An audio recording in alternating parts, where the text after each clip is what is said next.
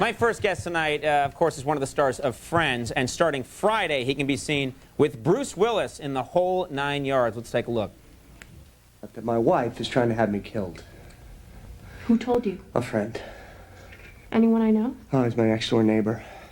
And here's the funny part. He's a hitman, too. Ha, ha. Really? What's his name? Jimmy. Jimmy Tedeschi. Jimmy the Tulip? Jimmy the Tulip lives next to you, and you know him? Oz, can you introduce me to him? Jill. The man's a professional killer. Oz, you don't understand. I've been wanting to meet this guy for years. Please, Oz, come on. Please welcome Matthew Perry.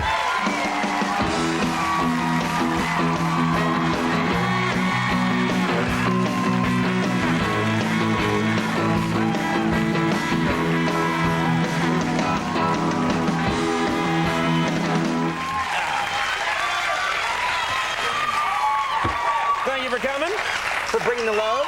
Bringing the love, nice.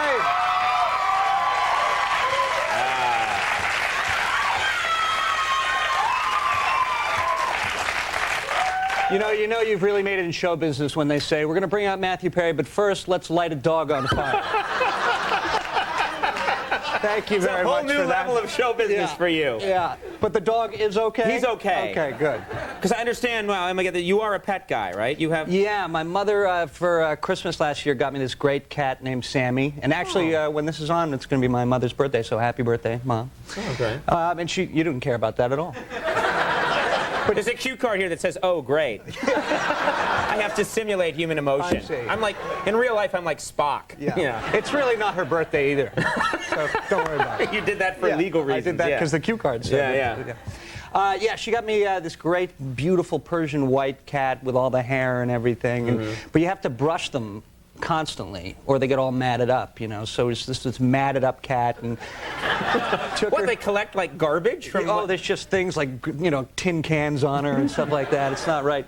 So I sent her to the groomer, and she came back fully shaved.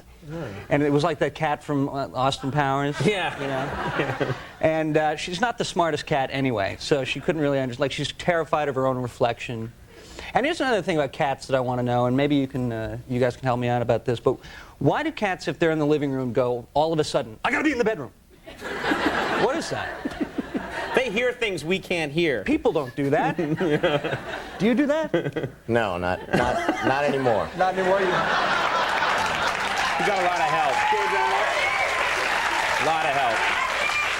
You know what's funny is I don't, I've run into you a few times at NBC events, but mainly the way I keep up on your life is from the tabloids, because you're, unfortunately or unfortunately, you're one of those guys that they just write about no matter what you do. They write about you all the time. That's got to be a very strange thing. It is a strange thing, and then you just kind of learn not to read them. It's kind of like the bit that you did, like buried in the back pages. Right. I mean, this actually happened to me where one of these, you know, dumb tabloids said on page 4 that I was marrying somebody that I had not met ever, you know. And in the exact same issue on page 6, it said I was gay. Seriously? So, yeah, seriously. So at that point, you just go, you know what? I'm not going to read these anymore, and, you know. Did they match up? Would they hook you up with a guy when you're getting married? I mean, did they at least have an internal logic, or no? No, there was no logic at all. Yeah. It was like, you know, obviously the editor made some mistake. You know? Right. I'm marrying some girl I've never met, and I'm gay. Right. And they're just going to take that quote out of context. Exactly. You know, you realize that right now it's going to be the star or something's going to write Matt Perry to Conan. I'm marrying someone I never met, and I'm gay. Help me! Get me out of this mess. So yeah, it's basically my fault, isn't it? It is your fault. That these things are happening. Yeah. Now, I understand that this is kind of interesting. This movie's coming out, The Whole 9 Yards. Yeah. You and Bruce Willis, big movie, and that you wanted to check out the crowd response.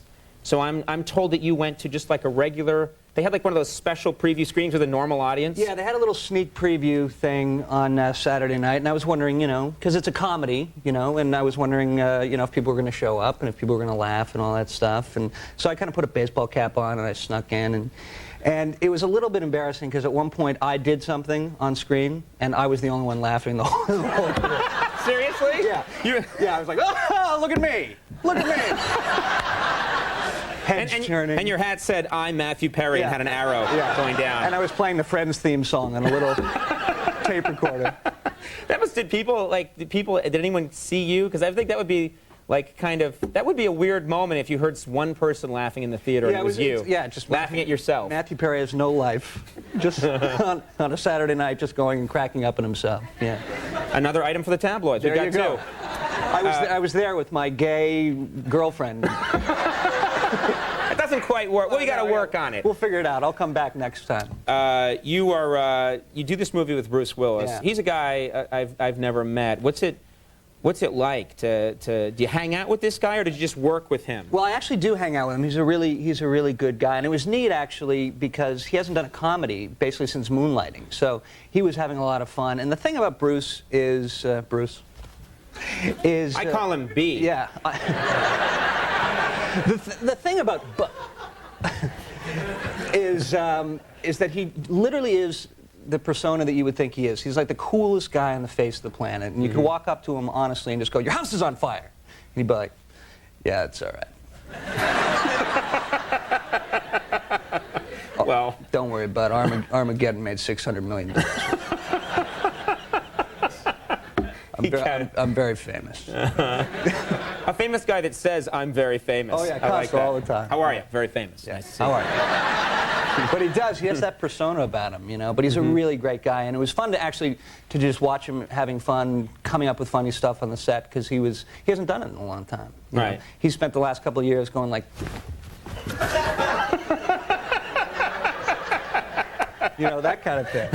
So this is a nice change of pace for the man. Yeah, he had a lot of fun. We had a lot of fun together, and it was a nice working atmosphere. And Jonathan Lynn, the director, he directed My Cousin Vinny and some other movies. We just kind of had a really open atmosphere on the set. So you could have fun, enjoy. Yeah. Now, speaking of having fun, I know that you have a good time doing Friends. It's The Friendship Show. The Friendship Show. Yeah. Is this a show that's going to continue? You always hear these rumors that whenever a show is successful for a long time, people think, okay, are they going to break up soon? I'm the only one that's coming back. Which will slightly alter the show. Well, they have to call it Friend. It's you and you like yourself. Yeah.